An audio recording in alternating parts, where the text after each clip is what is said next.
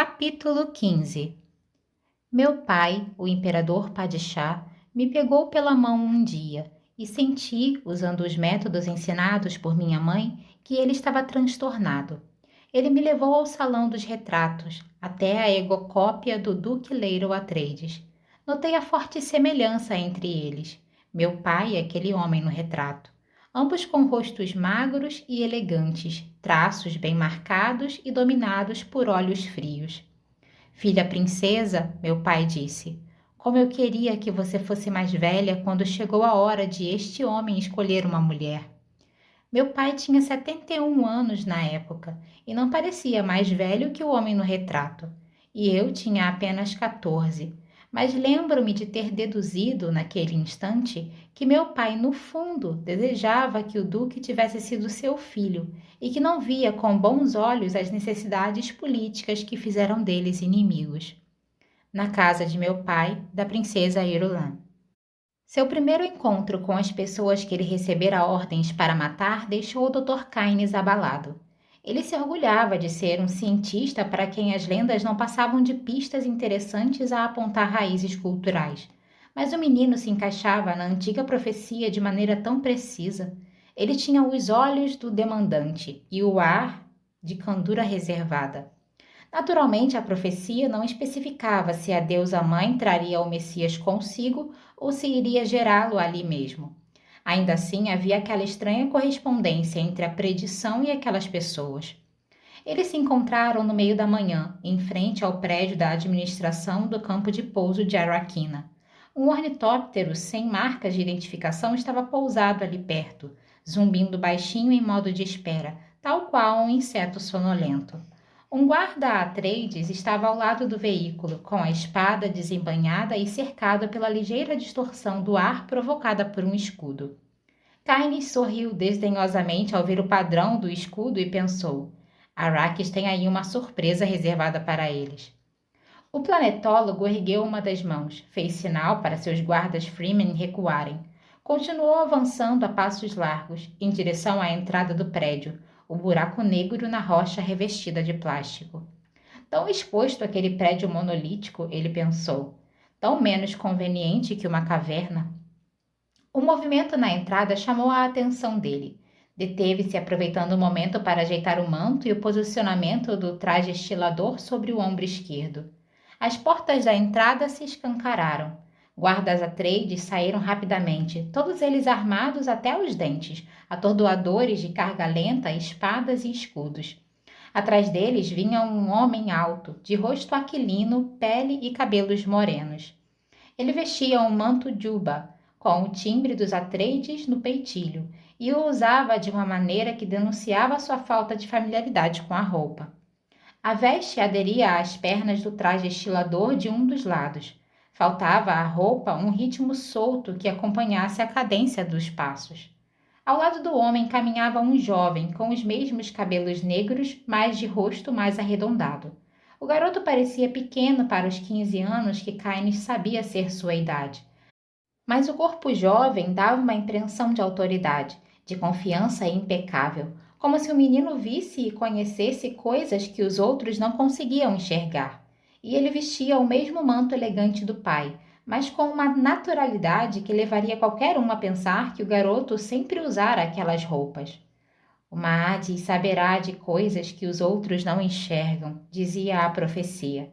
Kynes chacoalhou a cabeça, dizendo a si mesmo, são apenas pessoas. Acompanhando os dois e, como eles, vestido para o deserto, vinha um homem que Kynes reconheceu, Gurney Halleck. Kynes inspirou profundamente para conter seu ressentimento em relação a Halleck, que o havia instruído quanto à maneira de se portar diante do duque e de seu herdeiro. Você pode chamar o duque de Milord ou Sir. Bem nascido também está correto, mas geralmente fica reservado para ocasiões mais formais. Pode se dirigir ao filho como jovem mestre ou milord. O duque é um homem indulgente, mas não tolera muita intimidade. E Kynes pensou ao ver o grupo se aproximar. Eles logo aprenderão quem é o mestre em Arrakis. Mandaram aquele Mentat me interrogar metade da noite, não foi? Esperam que eu lhes sirva de guia numa inspeção das minas de especiaria, não é? O significado das perguntas de Howard não escapara a Kynes. Eles queriam as bases imperiais, e era óbvio que ficaram sabendo das bases por meio de Idaho. Farei Stiger mandar a cabeça de Idaho a este duque, Kynes disse consigo mesmo. A comitiva do duque estava agora a apenas a alguns passos de distância, e seus pés, enfiados nas botinas, trituravam a areia. Kynes fez uma reverência. Lord Duque? Quando o ecólogo se aproximara do vulto solitário ao lado do ornitóptero, Leira o tinha estudado. Alto, magro, vestido para o deserto com manto folgado, traje estilador e botas de cano baixo. O capuz do homem fora atirado para trás e o véu pendia de lado, revelando cabelos longos e ruivos em uma barba esparsa. Os olhos eram daquele azul, sobre grossas sobrancelhas. Vestígios de manchas escuras sujavam-lhe a pele ao redor dos olhos.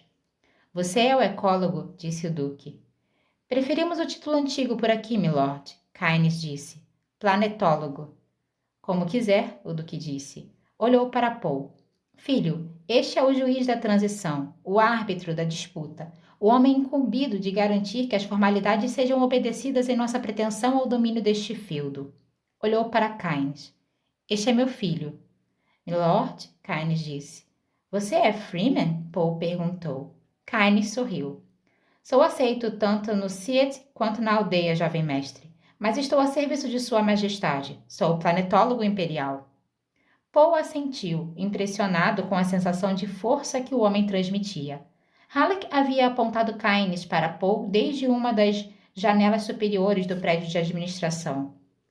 Aquele homem ali com a escolta Freeman, o que está andando na direção do ornitóptero agora.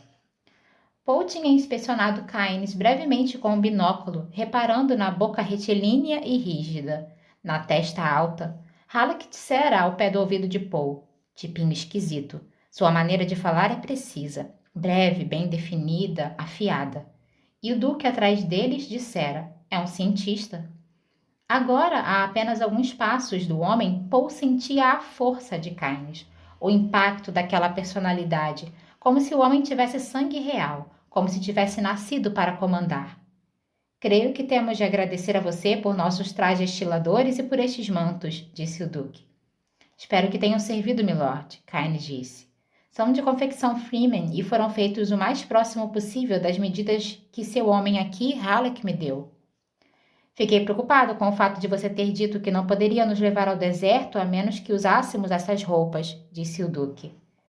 Temos condições de carregar bastante água. Não é nossa intenção ficar muito tempo fora e teremos como cobertura aérea a escolta que se vê lá em cima agora mesmo.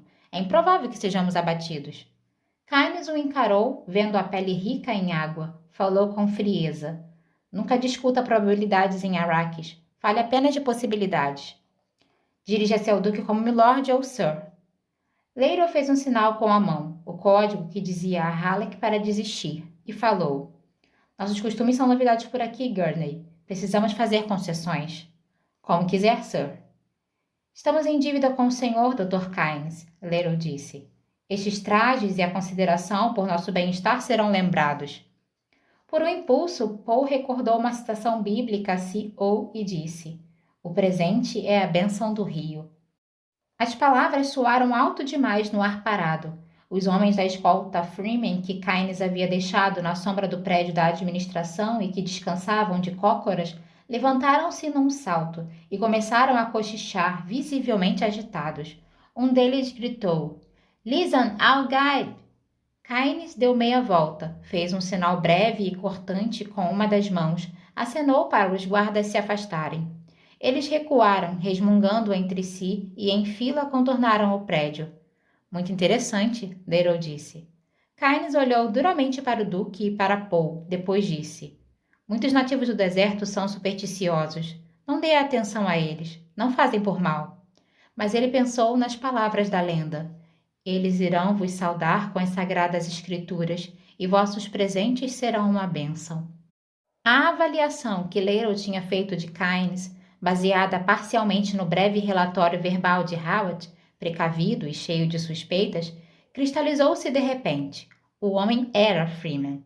Kynes viera acompanhado de uma escolta Freeman, que poderia significar simplesmente que os Freemen estavam colocando à prova sua liberdade recém-adquirida de entrar nas áreas urbanas, mas parecia ser uma guarda de honra. E com sua atitude, Kynes demonstrava ser um homem orgulhoso, acostumado à liberdade, e eram apenas suas próprias suspeitas que continham sua língua e seus modos. A pergunta de Paul tinha sido direta e pertinente. Kynes havia se tornado um nativo. Não acha melhor irmos, Sir? Halleck perguntou. O Duque assentiu. Pilotarei meu próprio tóptero. Kynes pode se sentar na frente comigo para mostrar o caminho. Você e Paul ficam com os bancos de trás. Um momento, por favor, Kynes disse. Com sua permissão, Sir, tenho de verificar a segurança de seus trajes. O Duque começou a falar, mas Kynes insistiu. Preocupo-me com minha pele tanto quanto com a sua, milord. Sei muito bem quem terá a garganta cortada se algum mal acontecer a vocês dois enquanto estiverem sob meus cuidados. O Duque franziu o senho pensando. Que momento mais delicado! Se eu me recusar, poderei ofendê-lo, e este homem pode ter um valor incomensurável para mim. Contudo, deixá-lo entrar em meu escudo, tocar minha pessoa, quando sei tão pouco sobre ele? Os pensamentos passaram rapidamente pela cabeça dele, com a decisão logo em seu encalço. Estamos em suas mãos, disse o Duque. Deu um passo à frente e abriu seu manto. Viu Halleck ficar nas pontas dos pés, aprumado e alerta, mas sem sair do lugar. E se puder fazer a gentileza, pediu o Duque. Eu gostaria que alguém que convive tão de perto com o traje o explicasse. Certamente, Kynes disse. Ele tateou por baixo do manto em busca dos lacres dos ombros, falando enquanto examinava o traje. É basicamente um micro-sanduíche, um filtro de alto desempenho e um sistema de trocas de calor. Ele ajustou a vedação dos ombros. A camada em contato com a pele é porosa. A transpiração a atravessa, depois de ter resfriado o corpo.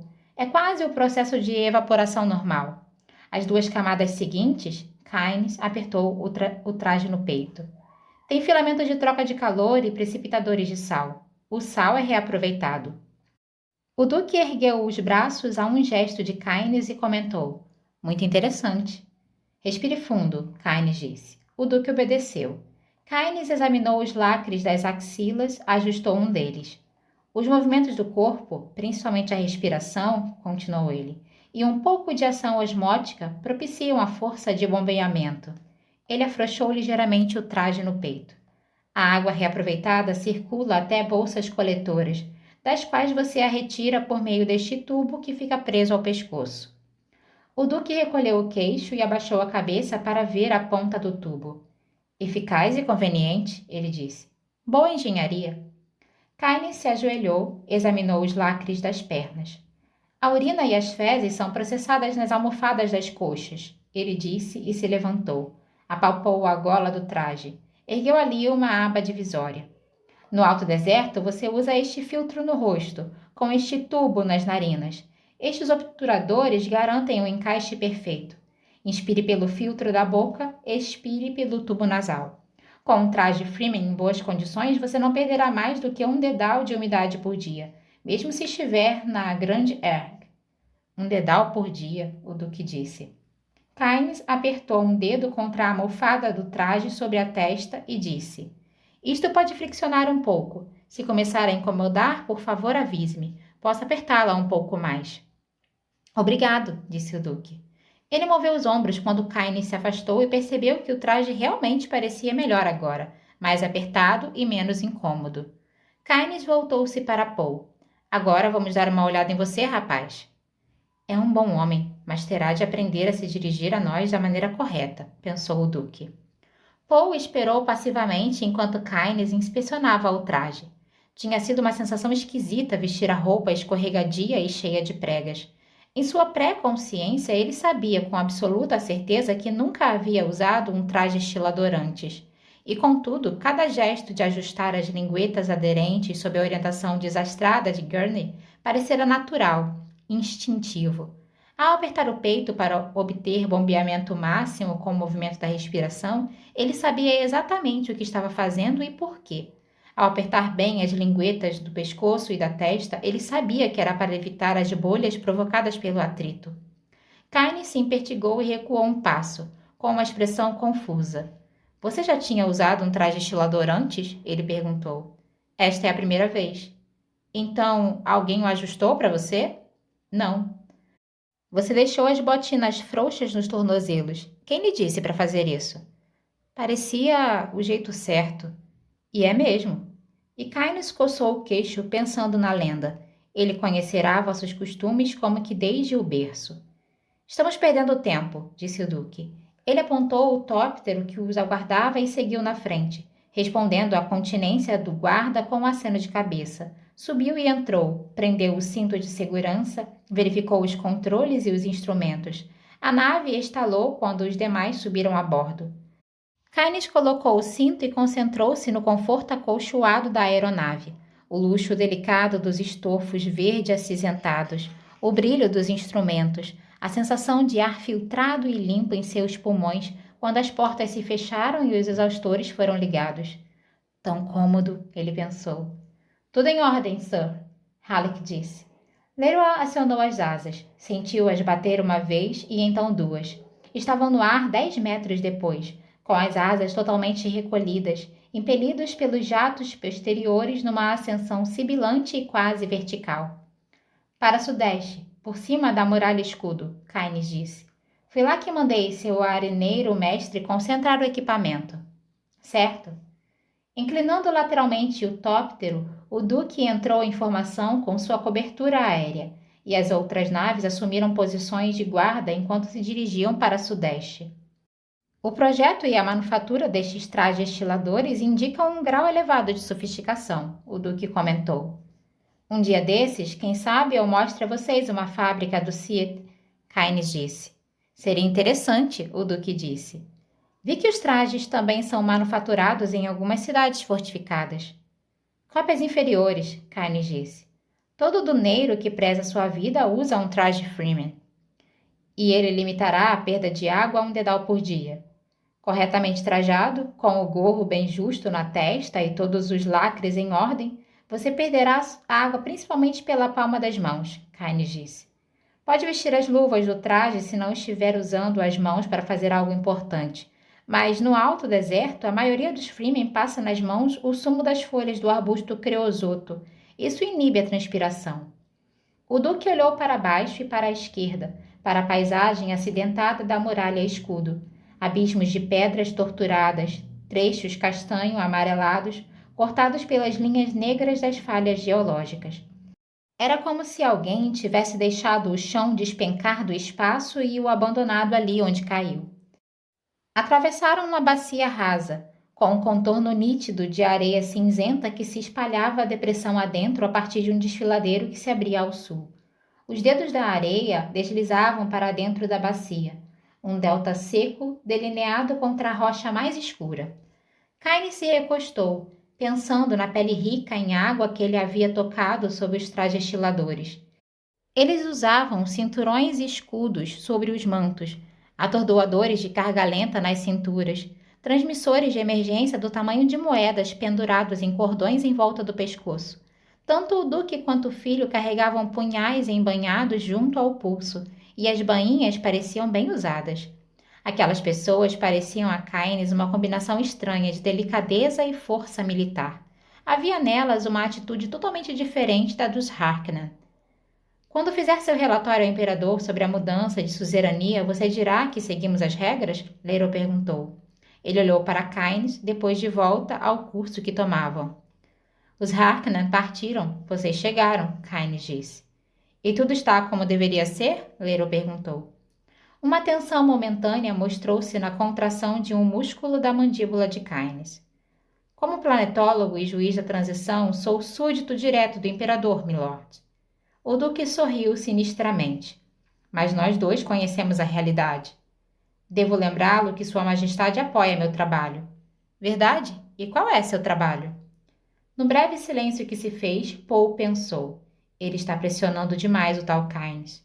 Paul olhou para Halleck, mas o guerreiro menestral fitava a paisagem estéril lá fora. Caines falou com toda a formalidade. Você naturalmente se refere a meus deveres como planetólogo. Naturalmente. Em grande parte, trata-se de biologia e botânica de terras áridas. Alguma pesquisa geológica, coleta e análise de amostras de solo. As possibilidades de um planeta inteiro nunca se esgotam. Você também pesquisa a especiaria? Kynes se virou e Paul reparou na tensão nos maxilares do homem. Que pergunta curiosa, milord. Não se esqueça de que este agora é meu feudo. Meus métodos e os dos Harkness são diferentes. Não me importo se você estuda a especiaria, desde que divida comigo o que descobrir. Ele olhou para o planetólogo. Os Harkness desencorajavam a pesquisa da especiaria, não é? Kynes devolveu o olhar sem responder. Pode falar francamente, disse o Duque, sem temer por sua vida. A corte imperial de fato está bem longe, Kynes murmurou, e pensou. O que esse invasor aguado espera? Acha que sou tão burro a ponto de abraçar a causa dele? O Duque deu uma risadinha sem desviar sua atenção do curso. Percebo uma nota ácida em sua voz, senhor. Chegamos sem fazer cerimônia, com o nosso bando de assassinos domesticados, não é? E esperamos que vocês percebam de imediato que somos diferentes dos Harkness. Vi a propaganda que vocês inundaram as comunidades Sith e as vilas, Kynes disse. Adorem o Duque bonzinho. Seu departamento de... Agora escute aqui, gritou Halleck. Afastou bruscamente sua atenção da janela e inclinou-se para a frente. Paul pousou uma das mãos sobre o braço de Halleck. Gurney, disse o Duque. Olhou para trás. Este homem passou muito tempo sob o domínio dos Harkness. Halleck se recostou. Sim, senhor. Aquele seu Howard é muito sutil, Kynes disse. Mas o objetivo dele é bem óbvio. Vai abrir aquelas bases para nós, então? O Duque perguntou. Kynes falou lacônico. São propriedade de Sua Majestade? Não estão em uso. Poderiam estar. Sua Majestade concorda? Kynes olhou duramente para o Duque. Arrakis poderia ser o Éden se seus soberanos parassem de procurar a especiaria e olhassem para frente. Não respondeu minha pergunta, o Duque pensou, e perguntou. Como é que um planeta vai se tornar o Éden sem dinheiro?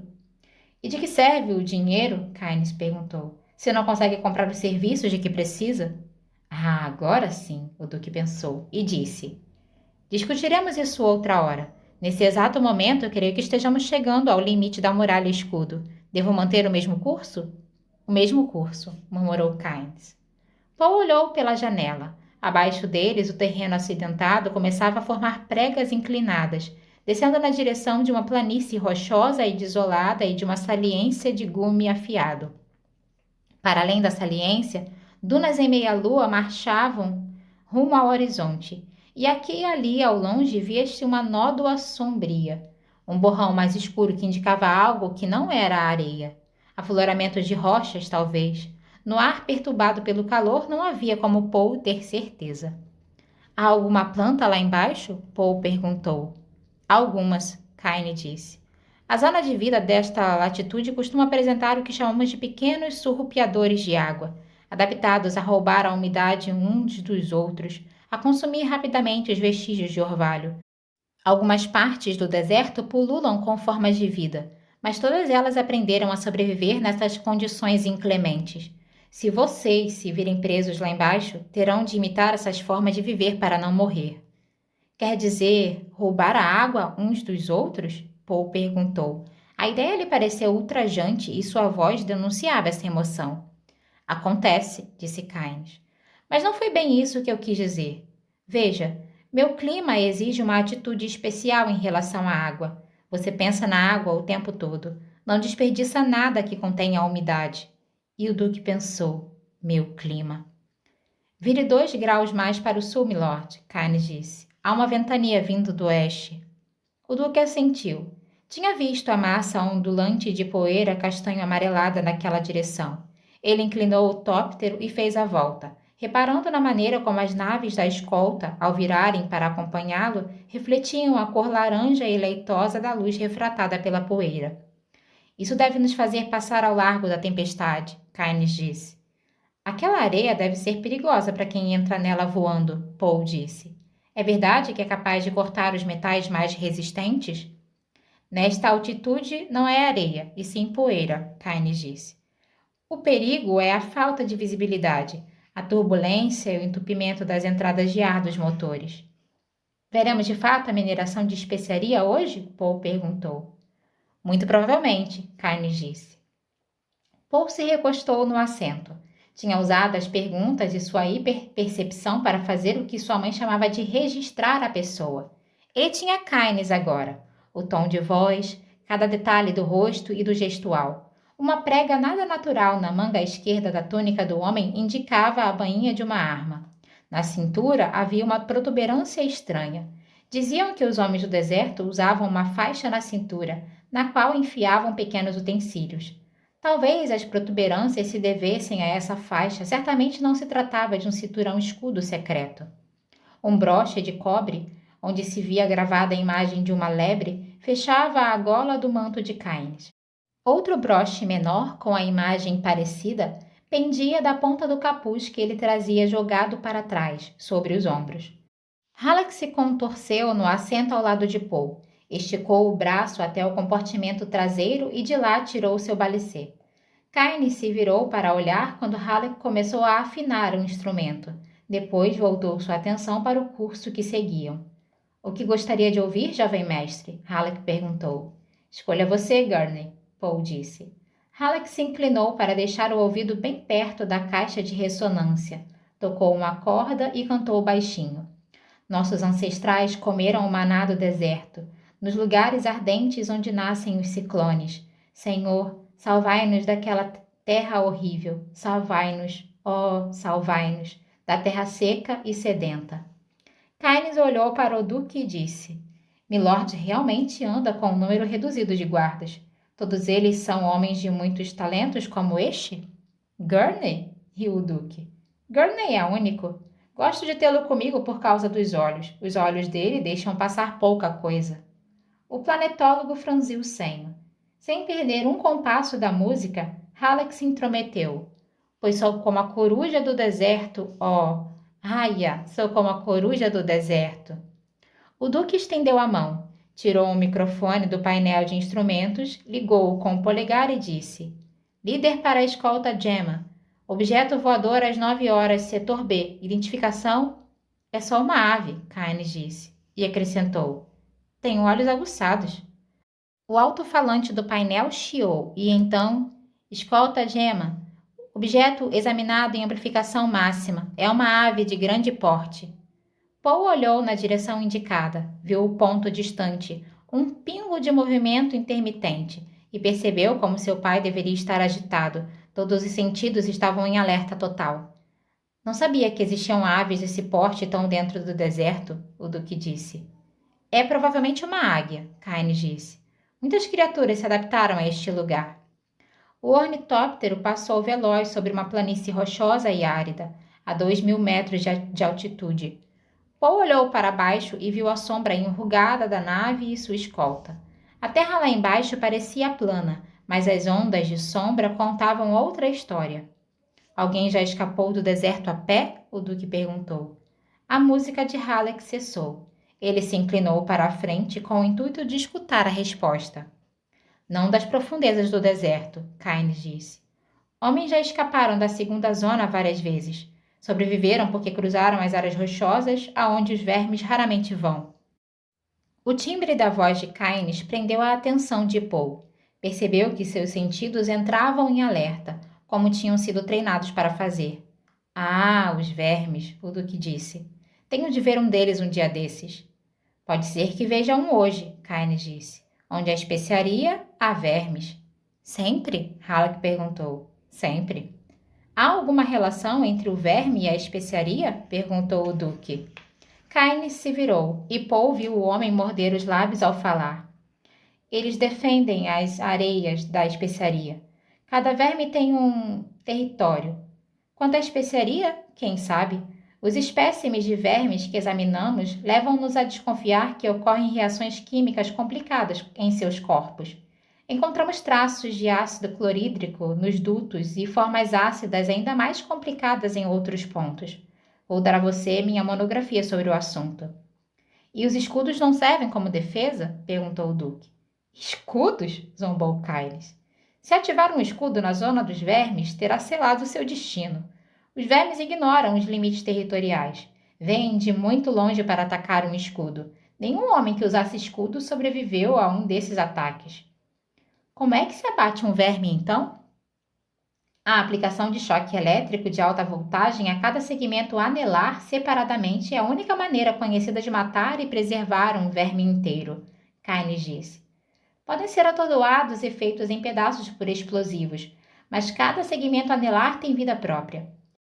Fora as armas atômicas, não conheço um explosivo de poder suficiente para destruir por completo um verme grande. São incrivelmente resistentes. Por que ninguém tentou exterminá-los? Perguntou Paul. Muito caro, Keynes disse. Muita área para cobrir. Paul se recostou em seu cantinho. Seu sentido para a verdade, a percepção das nuances de tom de voz, dizia que Keynes estava mentindo e contando meias verdades. E ele pensou: se houver uma relação entre os vermes e a especiaria, matar os vermes destruiria a especiaria. Ninguém terá de escapar do deserto tão cedo, o Duque disse. É só disparar este pequeno transmissor no pescoço e o socorro estará a caminho. Todos os nossos operários usarão um destes muito em breve. Vamos criar um serviço de resgate especial. É muito louvável, Keynes disse. Você fala como se não concordasse, disse o Duque. Concordar? Claro que concordo, mas isso não adiantará muita coisa. A eletricidade estática das tempestades de areia encobre muitos sinais. Os transmissores curto-circuitam. Já tentaram isso antes, sabe? Arrakis é dura com os equipamentos. E se você é caçado por um verme, não tem muito tempo. Em geral, não mais que 15 ou 20 minutos. O que você aconselha? O Duque perguntou. Está pedindo meu conselho? Como planetólogo, sim. Você seguiria meu conselho? Se o achasse razoável. Muito bem, milord. Nunca viaje sozinho. O Duque desviou sua atenção dos controles. Só isso? Só isso. Nunca viaje sozinho. E se uma tempestade separar você do grupo e obrigá-lo a pousar? Halleck perguntou. Não há algo que se possa fazer? Algo é um campo muito vasto, Keynes disse. O que você faria? Paul perguntou. Keynes olhou duramente para o menino. Depois voltou a dar atenção ao Duque. Eu me lembraria de garantir a integridade do meu traje estilador. Se estivesse fora da zona dos vermes ou nas pedras, ficaria com a nave. Se estivesse no alto deserto, me afastaria da nave o mais rápido possível. 1000 metros, mais ou menos, já dariam. Depois eu me esconderia embaixo do meu manto. Um verme acabaria pegando a nave, mas talvez não me notasse. E depois? Halleck perguntou. Keynes deu de ombros. Esperaria o verme ir embora. Só isso? Paul perguntou. Depois que o verme fosse embora, aí tentaria sair andando, Keynes disse.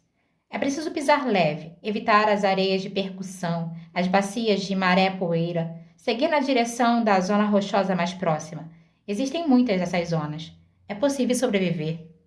Areias de percussão? Halleck perguntou. Uma forma de compactação da areia, Keynes disse. Basta o passo mais leve para fazê-las rufar. Os vermes sempre respondem a isso. E uma bacia de maré-poeira? O Duque perguntou. Certas depressões no deserto foram preenchidas com terra com o passar dos séculos. Algumas são tão vastas que apresentam correntes e marés. Todas engolem os incautos que nelas pisam. Halleck voltou a se recostar e recomeçou a tocar o balicê. No mesmo instante, ele cantou. Feras selvagens do deserto ali caçam, esperando os inocentes passarem. Oh, não provoquem os deuses do deserto, a menos que queiram um epitáfio solitário. Os perigos do... Ele se calou e inclinou-se para a frente. Nuvem de poeira à frente, sir. Já vi Gurney. É o que estamos procurando, disse Keynes. Paul se esticou todo no assento para dar uma olhada e viu uma nuvem amarela encapelada, bem perto da superfície do deserto, uns 30 quilômetros à frente. É uma das suas lagartas usinas, Keynes disse. Está na superfície, o que quer dizer que encontrou a especiaria. A nuvem é a areia expelida pelos exaustores depois da remoção da especiaria por centrifugação. Não há outra nuvem parecida como essa. A aeronave acima dela, o Duque disse. Estou vendo 2, 3, 4 vigias, Keynes disse. Estão à espera de uma trilha de verme. Trilha de verme? O Duque perguntou. Uma onda de areia que se move na direção da lagarta. Também devem ter sondas sísmicas na superfície. Os vermes, às vezes, enterram-se muito fundo e a onda não aparece. Keynes varreu o céu com o olhar. Deve haver um caleche por perto, mas não estou vendo. O verme sempre vem, hein? Halleck perguntou. Sempre. Paul se inclinou e tocou o ombro de Kynes. Qual é o tamanho da área demarcada por um verme? Kynes franziu o senho. O garoto continuava a fazer perguntas adultas. Depende do tamanho do verme. Qual é a variação? O Duque perguntou. Os grandes podem controlar 300 ou 400 quilômetros quadrados. Os pequenos... Ele se calou quando o Duque acionou os jatos de frenagem. A nave deu um solavanco e o sussurro dos propulsores da cauda se calou. As asas se estenderam e começaram a bater. O veículo tornou-se um tóptero perfeito quando o Duque inclinou a nave, mantendo as asas numa batida suave, e apontou o extremo leste, passada a lagarta usina com sua mão esquerda. Aquilo é uma trilha de verme? Kynes se inclinou na frente do Duque para olhar ao longe. Paul e Halleck se acotovelaram, olhando na mesma direção, e Paul reparou que a escolta, surpresa com a manobra repentina, tinha seguido em frente, mas agora fazia a volta. A lagarta, a usina, estava a uns 3 quilômetros de distância. No ponto indicado pelo Duque, sequências de dunas em meia-lua espalhavam ondas de sombra na direção do horizonte, e atravessando-as feito uma linha de prumo que se estendia ao longe, vinha um monte alongado em movimento, uma crista de areia. Lembrava a Paul a turbulência causada por um peixe grande nadando logo abaixo da superfície. É um verme, Kynes disse, e dos grandes. Ele se recostou, agarrou o microfone do painel, digitou uma nova frequência no seletor. Olhando para o mapa quadriculado móvel acima de suas cabeças, ele disse ao microfone: chamando lagarta em Delta Ajax 9, alerta de trilha de verme. Lagarta em Delta Ajax 9, alerta de trilha de verme. Responda, por favor. Ele esperou. O alto-falante do painel emitiu chiados de estática, depois ouviu-se uma voz. Quem chama Delta Ajax 9? Câmbio. Parecem bem tranquilos, Halleck disse. Kynes falou ao microfone.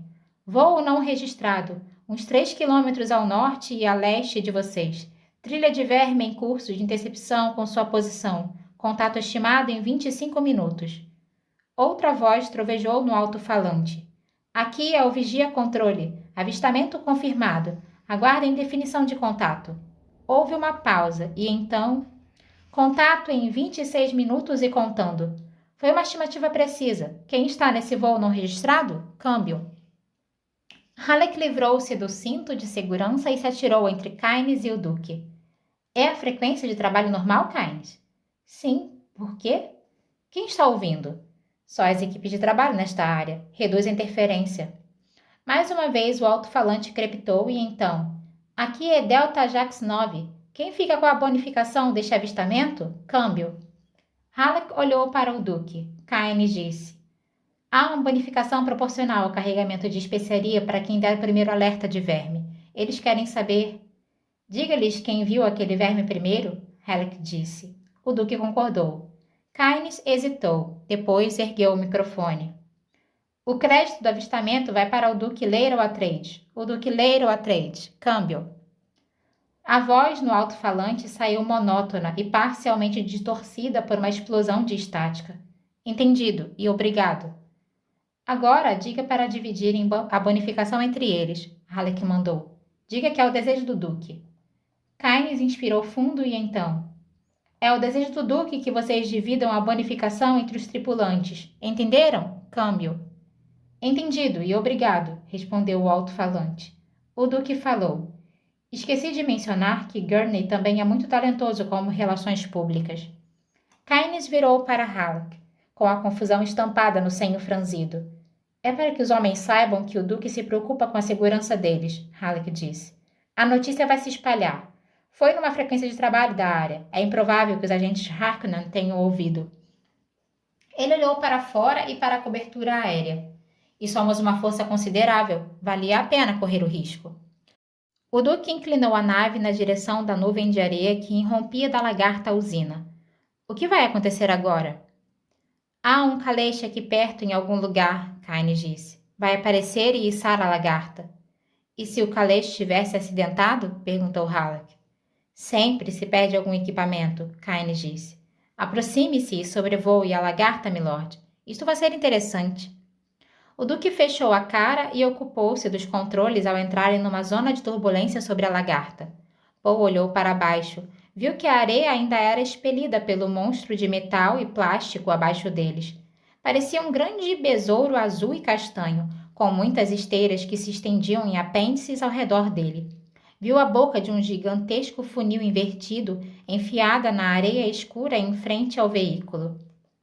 É um veio rico em especiaria pela cor, Kynes disse. Vão continuar trabalhando até o último minuto. O Duque transferiu mais força para as asas, enrijeceu-as para uma descida mais abrupta e baixou um pouco, planando em círculos acima da lagarta. Uma olhadela para a esquerda e para a direita mostrou-lhe que sua cobertura mantinha a altitude e circulava acima deles.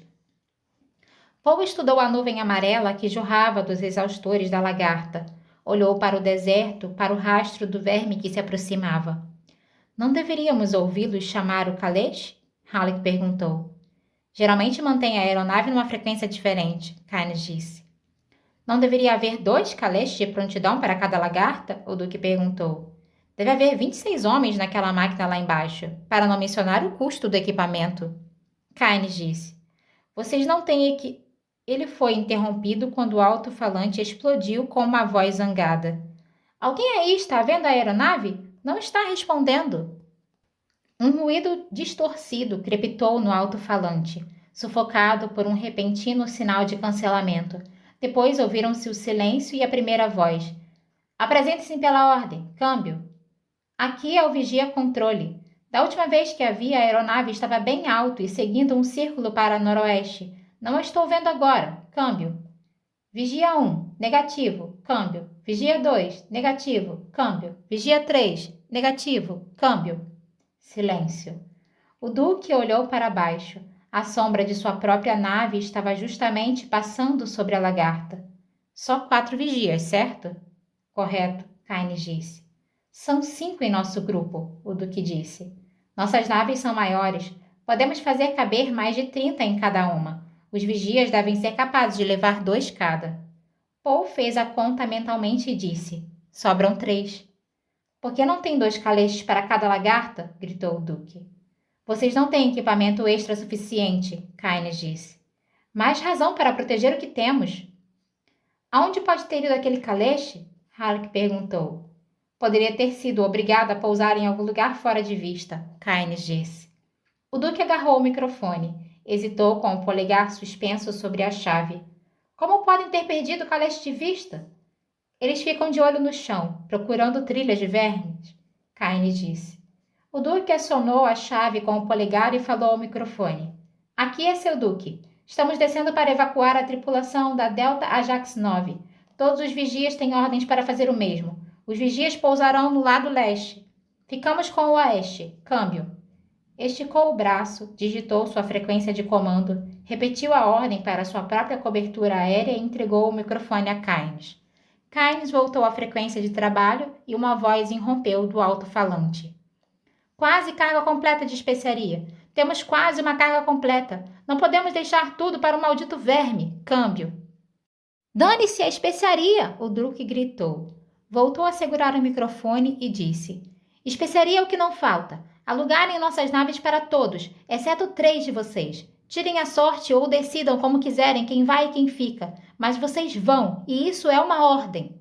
Voltou a enfiar o microfone nas mãos de Kynes e murmurou um perdão, quando o planetólogo sacudiu um dedo machucado. Quanto tempo? Paul perguntou. 9 minutos, Kynes disse. O Duque disse. Esta nave tem mais potência que as outras. Se decolarmos usando jatos com as asas em 3/4, poderemos acomodar mais um homem. A areia é fofa, Kynes disse. Com mais 4 homens a bordo numa decolagem a jato, poderíamos quebrar as asas, Sir, Halleck disse. Não nesta nave, disse o Duque. Ele puxou os controles para trás quando o tóptero passou planando ao lado da lagarta. As asas se inclinaram para cima e frearam o tóptero, que deslizou até parar a 20 metros da usina. A lagarta agora estava silenciosa e a areia não jorrava mais de seus respiradouros. Emitia apenas um leve ronco mecânico que se tornou mais audível quando o Duque abriu a porta. Imediatamente, suas narinas foram tomadas de assalto pelo odor de canela forte e pungente. Com um sonoro bater de asas, a aeronave vigia pousou na areia do outro lado da lagarta. A escolta do próprio Duque mergulhou para aterrissar alinhada com ele. Paul, olhando para a usina, viu como todos os tópteros ficavam pequenos perto dela, mosquitos ao lado de um besouro soldado. Gurney, você e Paul joguem fora aquele banco lá atrás, o Duque disse. Usou uma manivela para reduzir as asas manualmente a 3/4, ajustou-lhes o ângulo, verificou os controles dos jatos. Por que diabos não estão saindo daquela máquina? Ainda tem esperança de que o Kalesh apareça, Kynes disse. Restam alguns minutos. Ele olhou para o leste. Todos se voltaram para olhar na mesma direção, sem que vissem sinal do verme, mas havia uma sensação tensa e forte de ansiedade no ar.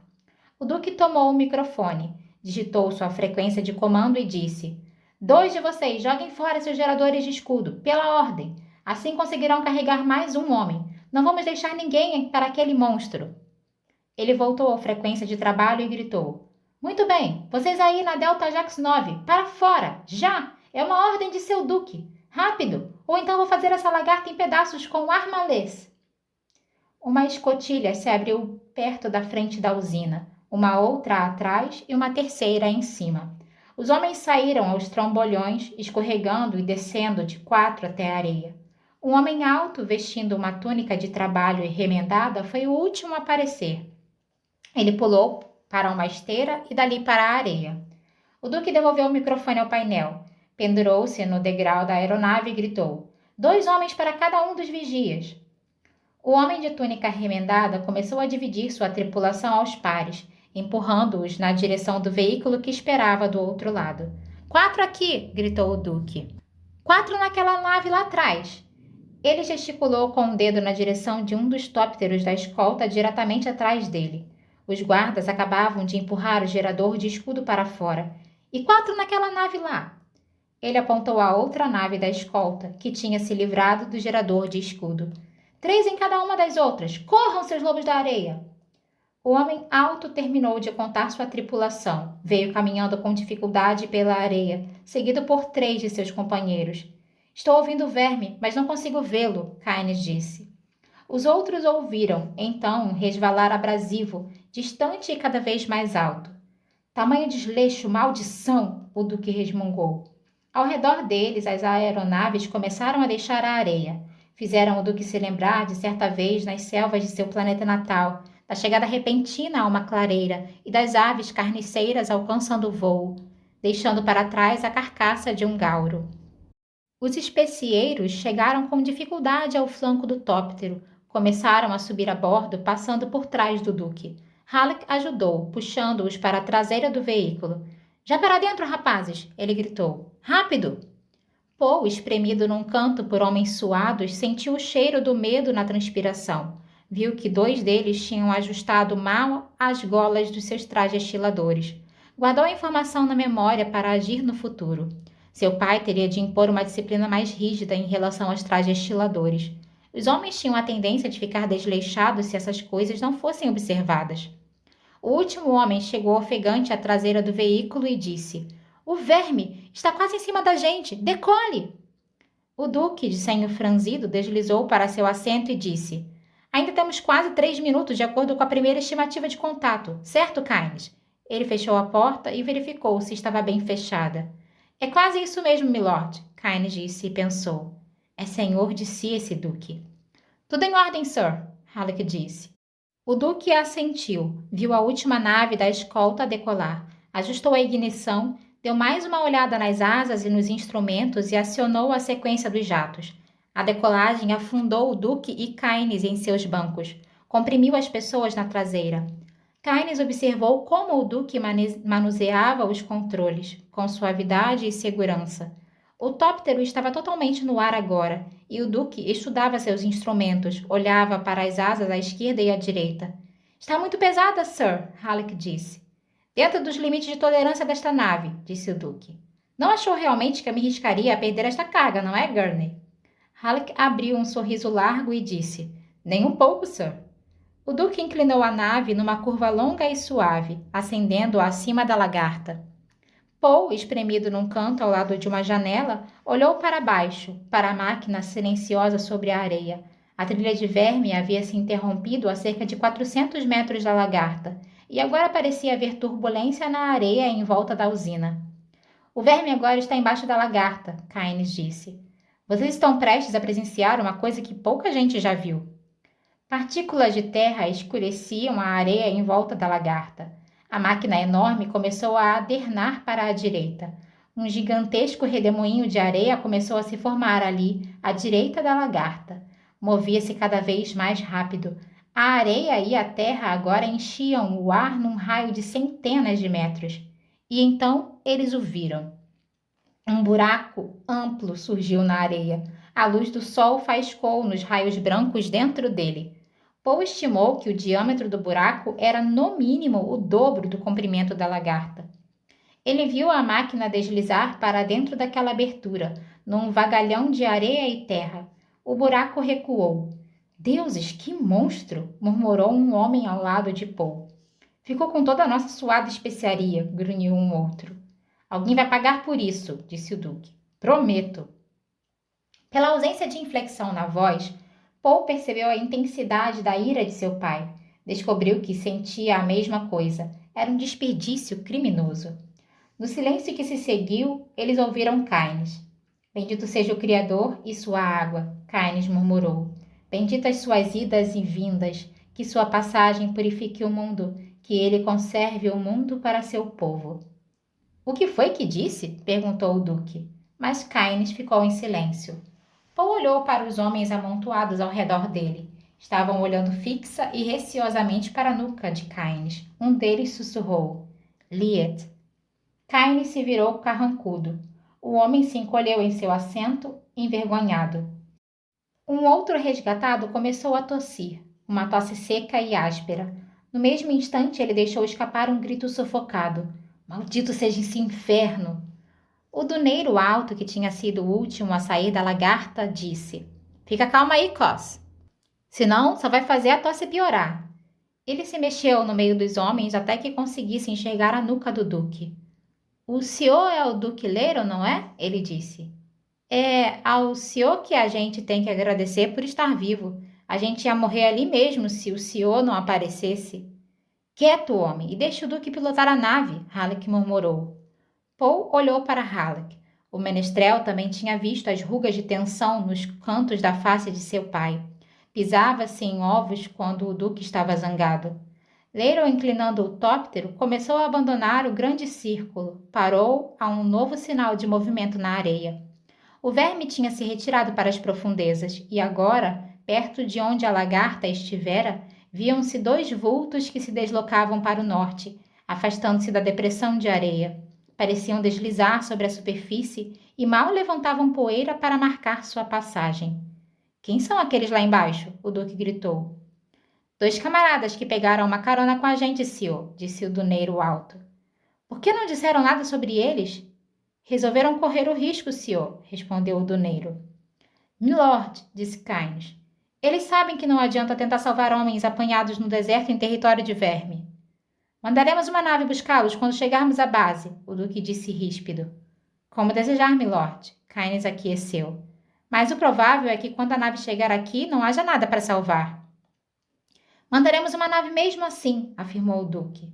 Estavam bem ao lado de onde o verme apareceu, Poe disse.